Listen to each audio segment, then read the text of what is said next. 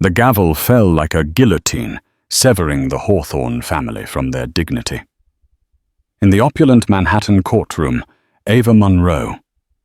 The mistress smirked, her crocodile tears already drying. She had won.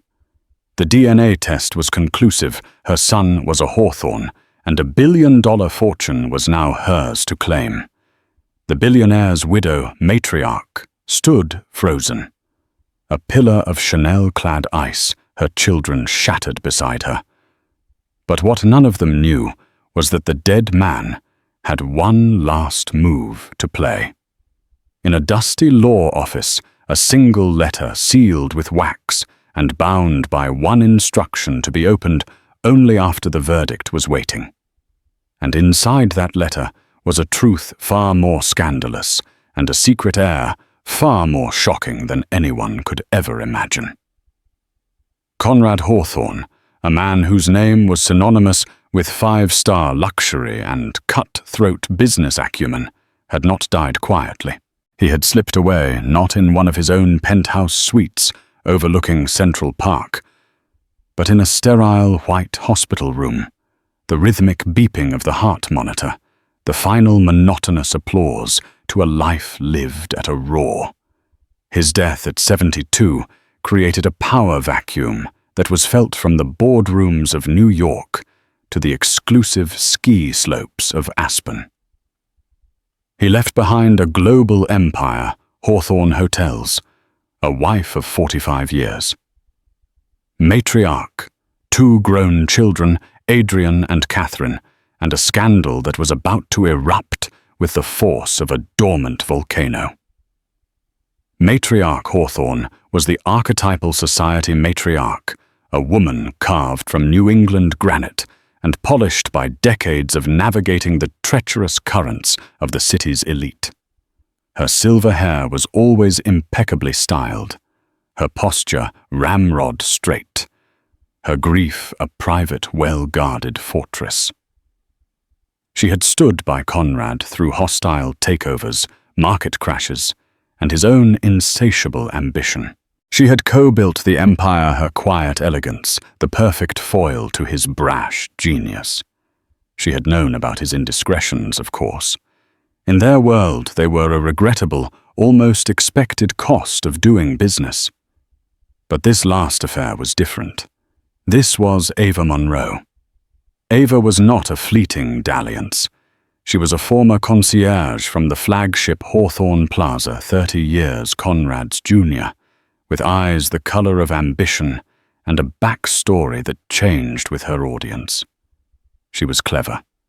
She hadn't just been a mistress, she had been a student. She learned Conrad's habits, his weaknesses, his vanities. And 4 years ago, she had presented him with what he, a man who had everything secretly craved, most a second chance at fatherhood. She had given birth to a boy, Leo. Now with Conrad gone, Ava Monroe was making her claim. She wasn't asking for a quiet settlement or a discreet trust fund. She was demanding a seat at the table. She was claiming that her son, Leo Monroe, was Conrad Hawthorne's biological son, and therefore a primary heir to the Hawthorne fortune. The first salvo was fired not in a lawyer's office, but on the glossy pages of Vanity Fair. An exclusive interview, complete with soft-focus photos of Ava and a cherubic blonde-haired Leo in a sun-drenched California garden. The headline was a masterpiece of passive aggression, the last love of a titan. Ava Monroe on life loss and a billionaire's secret son. Inside the Hawthorne family's Upper East Side mansion, a limestone behemoth that was less a home and more a museum of their own. Success, the article landed like a grenade. She's calling him his last love. Catherine Hawthorne seethed, throwing the magazine onto a mahogany table with such force that a priceless Ming vase rattled. At 35, Catherine was the artist of the family, her emotions as vivid and untamed as the abstract canvases she painted in her Tribeca loft, as if Mother was some sort of corporate merger. Adrian, the elder son and heir apparent, stood by the window. His jaw clenched so tightly, it was a wonder his teeth didn't crack. He was the quintessential firstborn of a dynasty Wharton education, Savile Row suits, and a demeanor that perpetually hovered between burdened and bored. It's a shakedown, pure and simple, a pathetic gold-digging fantasy. Matriarch, however, was silent. She picked up the magazine, her eyes scanning the professionally curated images of Ava's grief. She saw the designer dress, the subtle makeup, the way Leo was positioned to look directly into the camera, his innocent blue eyes a weapon of mass emotional destruction. "She's not a fool, Adrian," Matriarch said, her voice dangerously calm. "Fools don't get a 10-page spread in Vanity Fair. They get a restraining order." She looked at her children, her gaze hardening. "This isn't a squabble. This is war. And she has chosen the battlefield." The family's longtime lawyer, Samuel Pritchard, a man whose jowls sagged with the weight of 1,000 Hawthorne family secrets, confirmed Matriarch's fears a week later.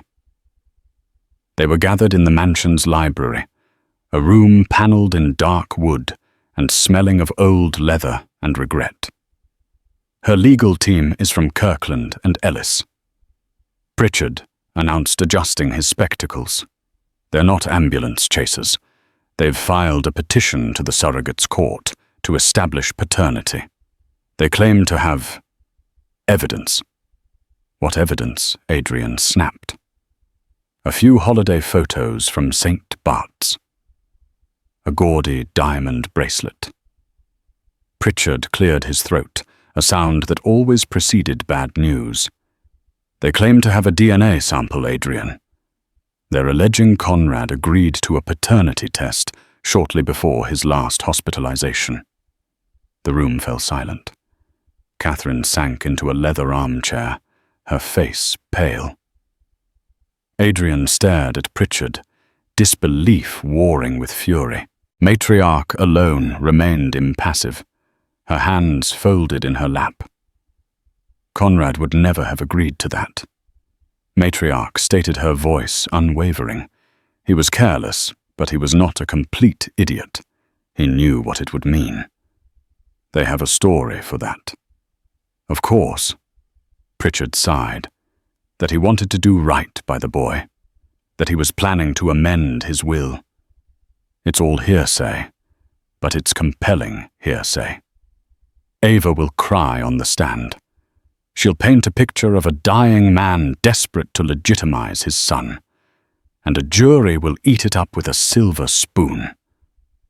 So we fight. Adrian declared, his voice ringing with the authority he was so desperate to inherit. We hire the best. We drag her name through the mud until not even the tabloids will touch her. We will be strategic. Matriarch corrected him, her gaze cutting to her son. This is not a boardroom takeover. Your father's legacy is on trial. Our family is on trial. We will not win by being the loudest. We will win by being the smartest. But as the days turned into weeks, the Hawthorne family's confidence began to fray. Ava's legal team was relentless. They produced emails sentimental and flowery, allegedly from Conrad to Ava, speaking of our little man and a new beginning. They produced receipts for extravagant gifts, tuition for an exclusive preschool, a trust fund set up in Leo's name, small by Hawthorne standards, but symbolically significant. The Hawthorne's legal team fought back, painting Ava as a manipulative opportunist. They brought forth witnesses, former staff, disgruntled friends who spoke of her calculating nature. But it was all circumstantial. It was her word against a dead man's reputation. The real blow came when the judge, a no-nonsense woman named Judge Maria Rodriguez, granted Ava's motion to compel the estate to provide a DNA sample from Conrad's stored medical records for a court-supervised comparison. "They already have a sample," Adrian raged to Matriarch one night. "Pritchard's source says they got it from a drinking glass when he visited her. It's a complete violation of his privacy." "And yet here we are," Matriarch replied, looking out at the glittering lights of the city that she and Conrad had conquered together. His greatest strengths were his charm and his audacity. It seems they were also his greatest weaknesses. The night before the results were to be read in court, the mansion was suffocatingly quiet. The family ate dinner in near silence, the clinking of silverware on china the only sound. Adrian was drinking too much, his face flushed. Catherine was pushing food around her plate, her eyes red-rimmed. Matriarch, as always, was the center of the storm, perfectly still. After the plates were cleared, she looked at her children. "Whatever happens tomorrow," she said, her voice clear and strong, "we are Hawthornes." That name meant something long before the money, and it will mean something long after. We will not be broken by this woman. We will endure. But as she lay in her vast, empty bed, that night, surrounded by the ghosts of a 45-year marriage, Matriarch Hawthorne allowed a single silent tear to trace a path down her cheek. She was prepared for the fight. But in her heart, she was also preparing for the fall. She feared that Ava Monroe, the concierge, with the ambitious eyes, had somehow outplayed them all. And she was about to find out just how right she was. The Surrogates Court of the County of New York is not a place designed for comfort. It's a stage for the rawest of human dramas. Grief, greed, and betrayal played out under the flat, unforgiving light of institutional chandeliers. For the Hawthorne family, it became their personal hell. The trial was a media circus. Reporters lined the steps of the courthouse, their cameras clicking like a swarm of metallic insects every time a member of the family arrived. Matriarch, always in muted shades of navy or charcoal grey, her pearls a subtle armor, would walk through the gauntlet without flinching, her face a mask of aristocratic indifference. Adrian, by her side, looked perpetually on the verge of throwing a punch. Catherine, her artistic sensibilities assaulted by the vulgarity of it all, often looked as if she was about to be physically ill. In stark contrast, Ava Monroe played her part to perfection. She arrived each day in demure, tasteful outfits, her hand clutching a simple locket containing a picture of Conrad. She whispered to a sympathetic journalist. Her son, Leo, was thankfully absent, shielded from the proceedings, a fact her lawyers mentioned frequently to paint her as a protective mother. On the witness stand, she was a revelation of sorrow and sincerity. "Did you love Conrad Hawthorne?" her lawyer, a sharp, impeccably dressed man named Marcus Thorne, asked gently. Ava's eyes filled with tears. She dabbed at them with a handkerchief. "Conrad was my everything," she whispered, her voice cracking. "He wasn't just a powerful man. He was kind. He was funny. He saw me. The real me." She recounted stories of late-night talks of Conrad, confiding his fears of being remembered only for his buildings, of his deep desire to have a child who wasn't born into the crushing weight of the Hawthorne legacy. He wanted Leo to have a normal life, she wept. As normal as possible. The Hawthorne's lawyer, Samuel Pritchard, did his best on cross-examination. He was a bulldog, not a showman, and his attempts to poke holes in her story often made him look like a bully. "Ms. Monroe, isn't it true that you were deeply in debt before you began your relationship with Mr. Hawthorne?" "I was a young woman trying to make my way in New York City," she replied, her chin held high. That's not a crime. Isn't it true that you encouraged Mr. Hawthorne to buy you a condominium in the very building where his own son Adrian resided? Conrad wanted me to be safe. He wanted me to be close. He was a generous man. For every accusation Pritchard threw, Ava had a plausible, heartfelt answer. She had an explanation for everything from the timing of her pregnancy to the secret DNA test. Conrad knew his family would never approve. She explained, her gaze drifting towards matriarch. He was afraid of the judgment. He told me, Ava, if anything happens to me, I need proof. Proof that Leo is mine, so they can't throw you and him out into the cold. It was an act of love, an act of protection. The Hawthornes could only watch as their father was posthumously rewritten into a sentimental old fool. Adrian's testimony was a disaster. His barely concealed rage came across as arrogance. He referred to Ava as the plaintiff, or that woman, and his denials of his father's emotional depth made him seem cold and detached. Catherine's turn on the stand was even more painful. She was honest, and her honesty was brutal. My father loved my mother, she said, her voice trembling. He was flawed, and he hurt her deeply. But this narrative, this story that Ms. Monroe is spinning, it's a fantasy. It's an insult to 45 years of a life they built together. But to the jury, she sounded like a daughter in denial, desperately clinging to a picture of a perfect family that had long been shattered. The climax of the trial was the presentation of the DNA evidence. 2 labs, the one commissioned by Ava's team, and the court-ordered one using Conrad's hospital-stored sample, had come to the same conclusion. Dr. Annabelle Reed, a forensic biologist with an impeccable resume, delivered the news in a calm, clinical monotone. The analysis compared the DNA profile of the child Leo Monroe with the DNA profile of the deceased Conrad Hawthorne. The results are conclusive. The probability of paternity is 99.999%. A gasp rippled through the courtroom. Adrian Hawthorne shot to his feet, his face ashen. That's not possible. Mr. Hawthorne, sit down. The judge commanded, her voice sharp as glass.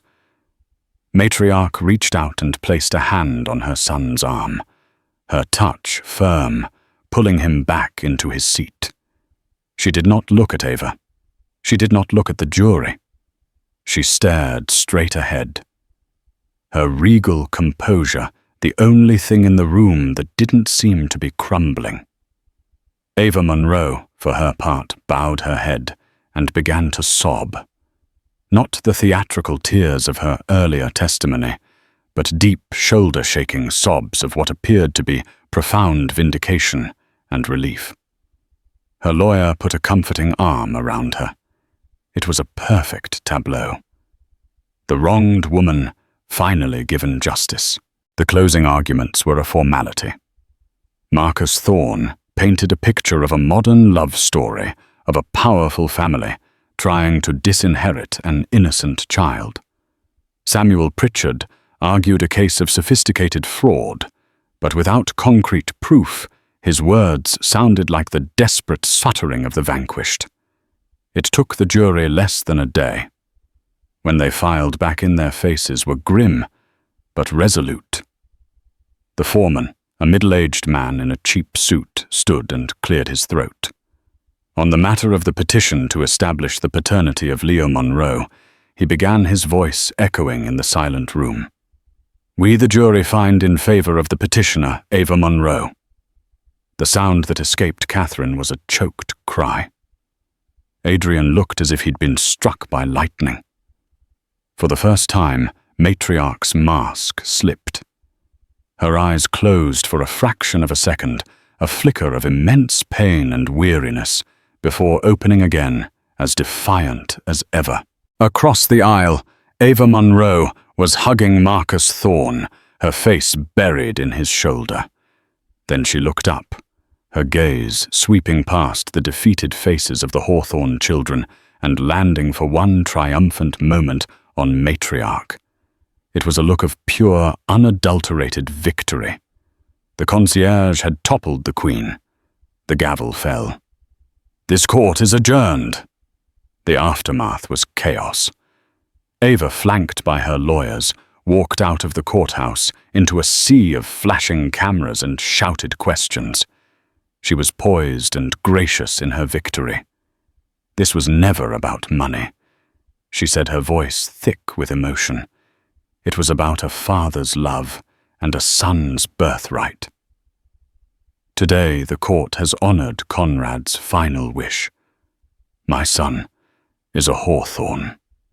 The Hawthorne family slipped out a side entrance hounded into a waiting black Escalade. The ride back to the mansion was a journey through a landscape of shock and grief. Adrian stared out the window, his reflection a pale, ghostly mask. Catherine was openly weeping. Matriarch said nothing until the car had passed through the heavy wrought-iron gates of their estate. The silence inside the grand entrance hall felt heavier than ever before. "It's over," Adrian said, his voice hollow. "She won. She gets a piece of everything. The hotels, the stock, the homes. A third of his personal fortune going to her bastard child." The word bastard hung in the air, ugly and impotent. "Language, Adrian," Matriarch said softly, her composure returning as if summoned by the familiar walls of her home. "Language," he scoffed, his voice rising with hysteria. "Mother, we were just humiliated in front of the entire world. Our name, our legacy has been handed over to a glorified prostitute." "That is enough." Matriarch's voice cut through his anger, sharp and cold. Just then the butler, a man named Thomas, who had been with the family for 30 years, approached them, his expression funereal. "Mrs. Hawthorne," he said, his voice low. "A call for you. It's Mr. Benjamin Carter." Benjamin Carter. The name hung in the air. He wasn't just a lawyer. He was Conrad's oldest and dearest friend, a classmate from Yale, the executor of his will. He had remained conspicuously silent throughout the entire trial. Matriarch took the call in the library, the door firmly closed. Adrian and Catherine waited in the hall, their own grief momentarily forgotten, replaced by a nervous curiosity. What could Conrad's best friend possibly have to say? Now. After 10 minutes, the library door opened. Matriarch stood in the doorway, her expression unreadable. It was not the face of a defeated woman. It was something else entirely. There was a strange, almost electric calm about her. "Benjamin is coming over," she announced. "He says Conrad left something with him. A personal letter." Catherine frowned. "A letter? Why wouldn't he give it to us before?" Matriarch's lips curved into a faint, enigmatic smile. "Because my dear Conrad left very specific instructions. The letter was only to be unsealed and read in the presence of all relevant parties, including Miss Ava Monroe, after a final legal verdict on his paternity had been rendered." Adrian stared at her, a slow, dawning realization in his eyes. He knew this would happen. He anticipated it. "Your father," Matriarch said, walking past them into the grand salon, "was many things. A sentimental fool was not one of them. He may have lost the battle, but I have a distinct feeling Conrad Hawthorne was determined to win the war." An hour later, the library, which had been the Hawthorne family's war room, was transformed into a tense, silent theatre. The air was thick with a strange mixture of defeat anticipation and the cloying scent of Ava Monroe's expensive perfume. She had been summoned by Benjamin Carter, an official and non-negotiable request from the executor of Conrad Hawthorne's estate. Ava arrived looking every bit the victor. She wore a cream-colored dress, a stark contrast to the somber tones of the Hawthornes. She was accompanied by her lawyer, Marcus Thorne, who looked both smug and slightly wary, as if sensing a trap he couldn't yet see. They sat on one side of the large mahogany desk, a portrait of Conrad Young, confident and ruthless, staring down at them from the wall above. On the other side sat Matriarch, flanked by a subdued Adrian and a nervous Catherine. Matriarch's composure was unnerving. She wasn't just calm. She seemed energized, a silent hum of power emanating from her. Benjamin Carter stood at the head of the desk. He was a small, bird-like man in his 70s, with kind eyes that belied a razor-sharp mind. In his hands he held a thick, cream-colored envelope, sealed with a glob of dark red wax, bearing the Hawthorne family crest. "Thank you all for coming on such short notice," Benjamin began, his voice dry as autumn leaves. "As the executor of Conrad's will, I am now obligated to fulfill one of his final directives. He left this letter in my keeping over a year ago, with very precise instructions." He paused, his gaze sweeping over everyone in the room. It was to remain sealed until any and all legal proceedings concerning his paternity of the child Leo Monroe were irrevocably concluded. That condition has now been met. Marcus Thorne shifted in his seat. "Mr. Carter, with all due respect, the court has rendered its verdict. My client's son has been legally recognized as a Hawthorne heir. Whatever is in that letter is emotionally poignant, perhaps, but legally moot." Perhaps Benjamin said, a flicker of something unreadable in his eyes. But Conrad was insistent. He wanted this read. He wanted clarity. He carefully slit the envelope with a silver letter opener. The sound was unnaturally loud in the silent room. He withdrew a sheaf of heavy paper filled with Conrad Hawthorne's familiar, aggressive handwriting. Benjamin cleared his throat. "To my family, and to Ms. Monroe." He began to read. "If you are hearing these words, it means two things. First, that I am gone. I trust my exit was not too messy. Second, it means that a court of law has just made a ruling on a matter of my fatherhood. I can imagine the scene. Ava, you are no doubt looking beatific in your victory. Matriarch, my love, you are radiating an icy fury that could freeze hell over. Adrian, you are about to have an aneurysm, and Catherine, my sweet girl, your heart is broken. I am sorry for that, for all of it." Conrad's voice, channeled through his old friend, filled the room a ghost at the table. It was uncanny. Ava shifted, a flicker of unease crossing her face.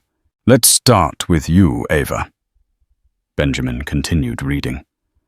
"I'm sure your performance in court was magnificent. You were always a fine actress. You learned so much during your time with me, how to dress, what wine to order, how to feign interest in quarterly reports. You also learned that I, like many men of my age and station, possessed a cavernous ego. And you played it like a Stradivarius." Ava's face tightened. "This is insulting," she hissed. "It is his letter, Ms. Monroe," Benjamin said, coolly, and continued. "You came to me with a story. A beautiful story about love and a child, a legacy. It was almost perfect. There was just one problem. I knew you were lying." The room temperature seemed to drop 10 degrees. Ava's face went from smug to confused, to pale with dawning horror. "You see, you thought you were manipulating a vain old man, and you were. But a vain old man is still a dangerous man. You told me you were pregnant, and I was, I admit, momentarily thrilled. But then I remembered something from my own past. A childhood illness, mumps, a particularly nasty case when I was 12 years old. It laid me up for a month with a fever that nearly killed me. Benjamin Carter paused and looked up from the letter. He reached into his briefcase and pulled out another file, placing it on the desk. Conrad instructed me to retrieve his full medical history from his private physicians at Johns Hopkins. Benjamin explained. This is a report from Dr. Michael Weiss, his urologist for the past 30 years. He opened the file. I will spare you the technical jargon, he said, his eyes locking onto Ava Monroe. The report confirms what Conrad's childhood doctors had suspected. The mumps or chitis he suffered as a boy left him with a condition, azoospermia. In layman's terms, Conrad Hawthorne was completely and irreversibly sterile. He has been since he was a teenager. He was physically incapable of fathering a child. The silence that followed was absolute, a crushing void. Adrian and Catherine stared, their mouths agape. Matriarch's eyes were fixed on Ava, a cold, terrible light in them. Ava Monroe looked as if she had been turned to stone. No, she whispered. No, the DNA. Benjamin Carter picked up Conrad's letter again. The DNA. Yes, let's talk about the DNA, he read. A master stroke, Ava. Getting my DNA from a drinking glass. So clever. So cinematic. But you made a critical error. You assumed the only Hawthorne DNA in that house was mine. You forgot about my son. My real son. Adrian looked up, his face a mask of confusion. Me. No, not you, Adrian. The letter clarified a touch of paternal fondness in the words. I'm afraid I have to apologize to you. The glass you so cleverly stole from my study during a visit. The one I drank from. You didn't notice Adrian stopping by to see me just before you arrived. He was thirsty. He used the same glass. The pieces clicked into place with sickening clarity. Leo Monroe was not Conrad Hawthorne's son. He was his grandson. He was Adrian's son. Adrian's face went white, then a deep, mottled red. He looked at Ava, a memory of a drunken, regrettable one-night stand at a charity gala 5 years ago, an event Ava had been working surfacing in his eyes with the force of a tidal wave. You have my eyes, Adrian, the letter continued, and Leo from the photos I've seen has them too. It was a long shot, a gamble on my part. But I knew you were reckless, and I knew she was opportunistic. A perfect storm of bad decisions. I let your charade play out, Ava, for one reason. I wanted your greed to be undeniable. I wanted you to have your day in court, to build your castle of lies so high that the fall would be all the more spectacular. You have perjured yourself in a court of law. You have committed fraud on a massive scale. I trust my lawyers and my formidable wife will know what to do with that information. Ava Monroe made a small, choking sound. Her lawyer, Marcus Thorne, looked at her with pure disgust, already backing his chair away as if she were contagious. But Conrad wasn't finished. Now. Benjamin read, his voice softening to the most important part of this letter. The real reason for this theatrical display. I have lied to you all. My sterility was not my only secret. It was merely the key to unlocking a much larger one. He turned a page. Before matriarch, before the empire, before the man you all knew, I was a different person. I was a 20-year-old boy in love. Her name was Isabelle Dubois. She was a painter, a French immigrant with a spirit as bright and fierce as a flame. My father, a man who valued bloodlines and bank accounts above all else, forbade our relationship. He threatened to disown me, to destroy her. I was a coward. I walked away. Tears welled in Catherine's eyes. Matriarch sat perfectly still, listening to the ghost of her husband confess the great sin of his youth. What my father never knew, what I myself only discovered a few years ago through a private investigator's tireless work, was that when I left, Isabel was pregnant. She gave birth to a son. She raised him alone in poverty, never asking me for a thing. She died of cancer when our boy was only 19. She named him Ethan. Benjamin Carter's voice grew thick with emotion as he read the final part of the letter. I have spent the last 2 years of my life trying to right the greatest wrong I ever committed. I found him, our son, Ethan. He is a good man, a carpenter living a quiet life in Oregon with a family of his own. He knew nothing of me. I have met him, I have told him the truth, and I have made my peace. Therefore, as my final act on this earth, I am rectifying the record. My will, the one you all have a copy of, is legitimate. It leaves the company Hawthorne Hotels in the capable hands of Matriarch and Adrian. It provides for Catherine's artistic endeavors. But my personal fortune, the liquid assets, the stocks, the properties held in my name, alone, the very fortune Ms. Monroe was trying to steal, is to be placed in a trust. The sole beneficiary of the Hawthorne family trust is not Leo Monroe. It is my firstborn, my true heir. Benjamin Carter looked up, his gaze sweeping over the wreckage in the room. He uttered the final devastating words from the letter. My son Ethan Dubois. The silence that followed the final word of the letter was not empty.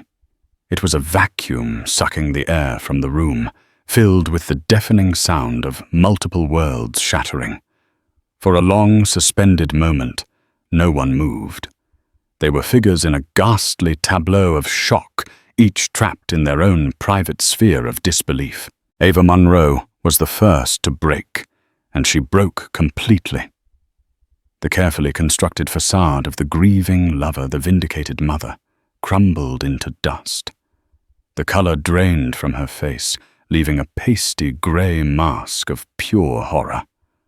Her eyes, wet and unblinking, were locked on Adrian. It wasn't just the loss of the fortune that paralyzed her. It was the stunning, idiotic simplicity of her mistake. She had aimed a cannon at a king, only to realize she had loaded it with a picture of his son, and in firing it had blown her own fortress to smithereens. The realization that in her grasping ambition, she had not only targeted the wrong man, but had inadvertently exposed her own separate, deeply personal deception, was a cataclysm from which there was no recovery. She opened her mouth, a dry, ragged gasp escaping. A name. Adrian, she whispered, the sound pathetic and foreign in the opulent library. She tried again, lurching forward in her seat, her hands outstretched in a desperate, meaningless appeal. Adrian, I swear I didn't know for sure. I only suspected. I thought. The words tumbled out, a chaotic mess of half-truths and panicked lies dissolving into incoherence. Her lawyer, Marcus Thorne, a man whose career was built on calculated composure, rose to his feet with the abruptness of a man escaping a fire. His face was a mask of professional fury. He had been made a fool of his firm's reputation, hitched to a fraud so audacious it bordered on the surreal. My client, he began. His voice, clipped and freezing, was clearly misinformed. He practically spat the word. We were acting on information we believed to be true, presented to us under the guise of maternal certainty. Clearly, new and frankly astounding facts have come to light." He gave Ava a look of such withering contempt it was a violence all its own, a silent severing of their professional bond.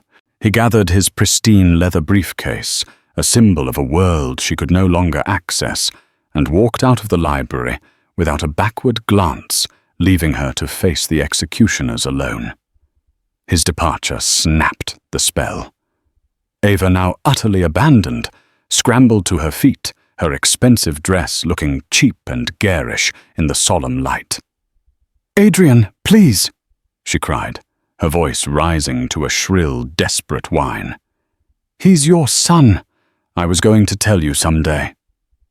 Adrian rose slowly, deliberately from his chair. He seemed to have aged a decade in the last 10 minutes.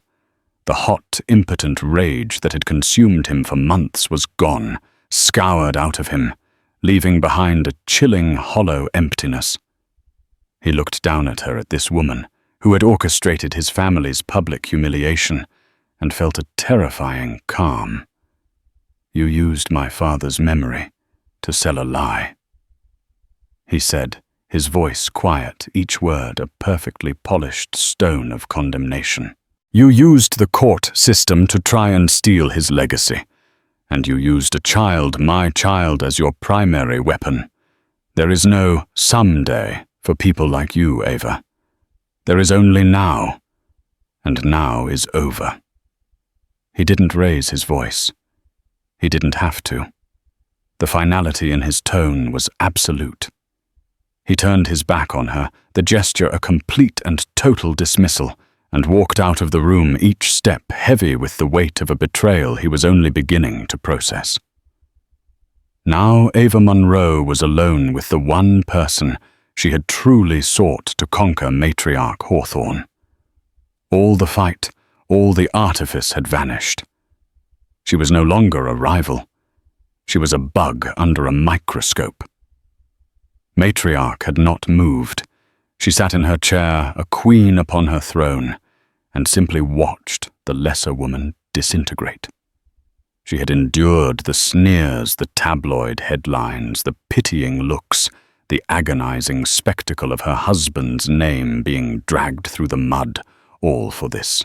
Her victory was so absolute, so devastating it felt less like triumph and more like witnessing a biblical smiting. "Please," Ava whimpered, turning her tear-streaked face to the matriarch. "Mrs. Hawthorne. Matriarch." Matriarch rose from her chair, her movement fluid and graceful. She walked not towards Ava, but towards the bell pull near the fireplace. "Thomas," she said into the silence, her voice perfectly even. "Ms. Monroe is leaving." She then turned her gaze upon Ava, and for the first time Ava saw past the pearls and the Chanel suits to the core of pure, unyielding steel beneath. "Get out of my house," Matriarch said. The words were quiet, yet they resonated with the force of a command that had never been disobeyed. They were not a request. They were a judgment, a banishment, an erasure. Ava stumbled to her feet, grabbing her purse, her hands shaking so violently she could barely grasp the clasp. She fled a blur of cream-colored silk, and shame nearly colliding with the butler Thomas in the doorway. He stood aside, his face impassive, as she scrambled past him and out into the vast, unforgiving marble hall, her desperate flight a pathetic postscript to her grand performance. The library was finally silent, purged of outsiders. Only the Hawthornes and Benjamin Carter remained adrift in the wreckage of their family's history. Adrian had not returned. Catherine, who had watched the entire exchange with a horrified fascination, finally let out a shuddering breath and began to cry softly. Her tears were a strange cocktail of relief for her family, and a profound shared sorrow for a woman named Isabel she had never known, and for a brother she had just discovered. Matriarch walked over to the grand window her back to the room and looked out at the manicured gardens as the sun began its descent, casting long, mournful shadows across the lawn. For 45 years, she had believed she knew Conrad. She knew his charm, his ruthlessness, his appetites, his demons. But this was a foundational myth she never knew existed. A great love. A hidden son. It recontextualized her entire life. Her marriage, their children, the empire they built, had it all been an elaborate second act to a play whose tragic beginning she had never been allowed to witness. The anger she had expected to feel was absent. The searing humiliation of the courtroom felt distant now, almost trivial. It had been an attack on their finances, their name. This letter was an attack on her heart, on her history. Yet paradoxically, it brought a strange and terrible peace. The phantom of Ava Monroe, a vulgar and modern ghost, had been vanquished by a far older, more powerful one. "Benjamin," she said, her voice steady. "This son, Ethan, Conrad said he was a carpenter. Is that true?" Benjamin Carter, looking drained, nodded. "It is. Lives in a small town in Oregon. Builds custom furniture. Married to his high school sweetheart. 2 daughters. He is the opposite of a Hawthorne matriarch, in all the best ways." He paused, remembering his own conversations with Conrad in his final months. When Conrad finally found him and told him everything, his first question wasn't about money. It was about his mother. He wanted to know if she had been happy. That simple detail struck Matriarch more forcefully than anything else. "What does he want with this fortune?" Catherine asked, wiping her eyes. "Conrad said he wants to start a foundation," Benjamin replied, a genuine warmth in his voice for the first time. "In his mother's name. The Isabelle Dubois Foundation, to provide grants and studio space for struggling young artists, immigrant artists specifically." Catherine let out a small, watery laugh, a sound of pure, astonished irony. "My father, the great patron of the arts," she murmured, shaking her head. "He always called my canvases expensive dust collectors." The days that followed were a period of strange, suspended reality. The outside world was held at bay by a firewall of lawyers and public relations experts. The news of the letter's contents did not leak, but its shockwaves were immediately felt in the circles that mattered. The prestigious firm of Kirkland & Ellis issued a terse press release announcing they no longer represented Ava Monroe, citing irreconcilable professional differences. Whispers of a quiet investigation for perjury and fraud, launched by the district attorney's office, began to circulate. The official Hawthorne PR machine released a single, masterful statement. Following the recent court proceedings, new and definitive information has come to light regarding the paternity of Leo Monroe. The Hawthorne family considers the matter unequivocally closed. The world was left to speculate, but the message was clear: the mistress had not won. She had been annihilated. Adrian, meanwhile, remained in a self-imposed exile at his downtown penthouse, grappling with a reality far more complex than a simple financial loss. He had a son, a 5-year-old boy conceived in a drunken, meaningless encounter he barely remembered with the woman who had just tried to ruin his entire family. He did what Hawthornes do. In a crisis, he hired the best lawyers. A new paternity test was discreetly arranged, a quiet clinical procedure far from the glare of the media. The results came back within 48 hours, confirming what his father's ghost had already told him. 19 0.999%. He was the father. The dynastic battle for the Hawthorne legacy was over. But Adrian's personal war, the war for his own soul, was just beginning. 2 weeks after the reading of the letter, after a series of cautious, mediated phone calls, Ethan Dubois agreed to fly to New York. He did not arrive by private jet. He flew coach on an Alaska Airlines flight, landing at JFK on a grey Tuesday afternoon. He was not met by a liveried chauffeur with a sign, but by Catherine, who had insisted on being the family's first ambassador. She spotted him easily in the chaos of the arrivals hall. He stood out by not trying to. He was in his early 50s, with a tall, rangy build and Conrad's piercing blue eyes. But they were set in a face that held none of his father's predatory restlessness. His hair was more grey than brown. His face was lined and weathered from years of outdoor work, and his hands, when he took hers, were calloused and strong. He wore simple jeans, a worn flannel shirt, and scuffed work boots, carrying a single battered duffel bag. "Catherine?" he asked, his voice softer and gentler than she had expected. "Ethan." She smiled, feeling a wave of relief and a strange, immediate kinship. "Welcome to the circus." The ride back to the city was quiet. At first, the two of them feeling each other out. He looked out the window at the New York skyline with an artist's appreciation, not a conqueror's. "Your father." "Conrad," Ethan said, stumbling over the name. "He visited me. Twice.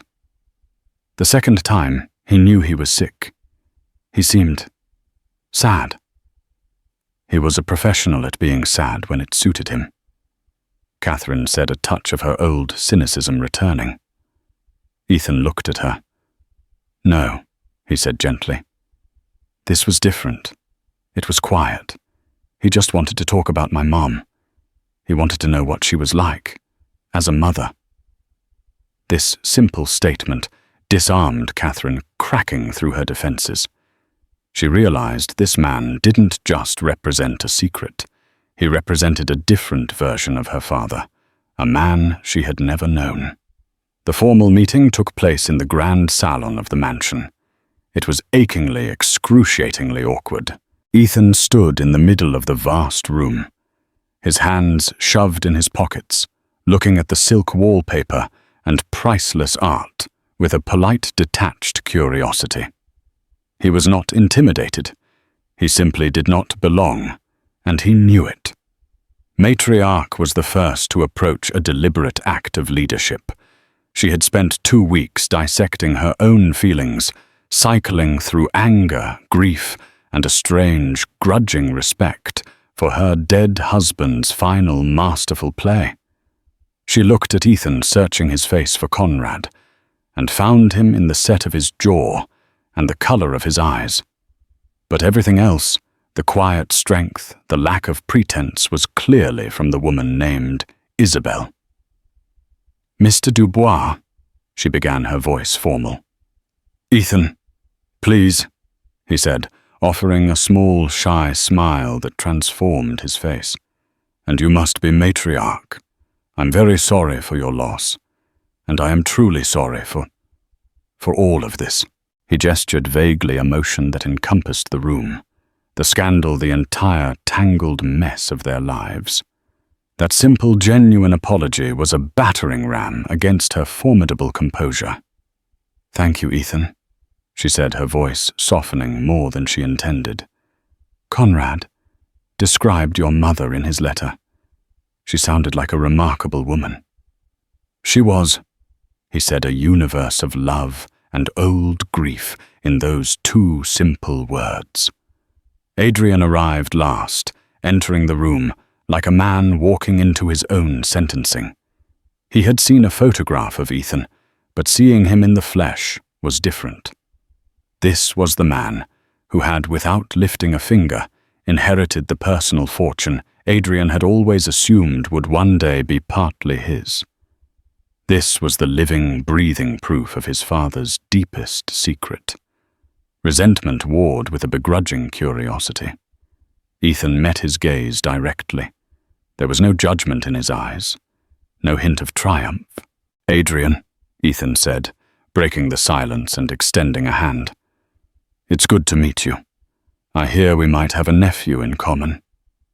The unexpected, gentle humor of the statement, addressing the most painful and complicated part of the situation head-on, lanced the tension in the room. A reluctant, wry smile touched Adrian's lips for the first time in weeks. He shook Ethan's calloused hand, the contrast with his own smooth one stark. "It seems we do," he said, his voice rough. "It's complicated." "I imagine everything in this family is," Ethan replied with a knowing look.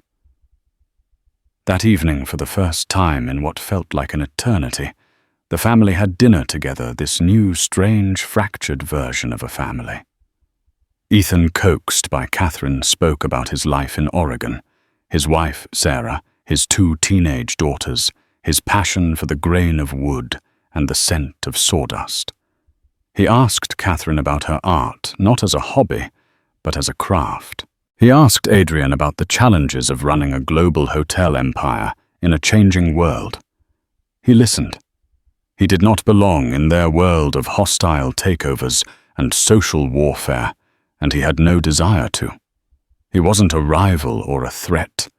He was a revelation. He was the final confounding gift from Conrad Hawthorne, a bridge to a past they never knew, and a chance to redefine what their family's legacy could truly mean. It wasn't just about 5-star hotels and billion-dollar valuations. It was about righting old wrongs, honoring hidden truths, and the quiet, daunting but hopeful task of building something new from the ashes. In the end, Conrad Hawthorne's death was not an ending, but a violent, brilliant beginning. The Mistress Ava Monroe faded into obscurity. A cautionary tale whispered at cocktail parties, her name forever tainted by scandal and fraud. The vast fortune she craved became the seed of something beautiful. The Isabelle Dubois Foundation, which under Ethan's guidance and with Catherine's passionate involvement, began to foster a new generation of artists. Adrian, humbled and changed, stepped up. He began the slow, painful process of building a relationship with his son Leo, shielding the boy from the sins of his parents. And matriarch Hawthorne, the matriarch who had weathered the ultimate betrayal, found a strange peace. She had lost a husband, but regained a sense of her own formidable strength. The Hawthorne family was no longer the perfect dynasty it had pretended to be. It was broken, real, and finally on a path toward healing. What do you think? Was this justice, or just the final elaborate power play of a dying billionaire? Let us know your thoughts in the comments below. If you love unforgettable stories of family secrets, dramatic twists, and justice served cold, make sure to like this video, share it with someone who loves a good drama, and subscribe to our channel for more true-life sagas you won't want to miss. Click that notification bell so you never miss an update.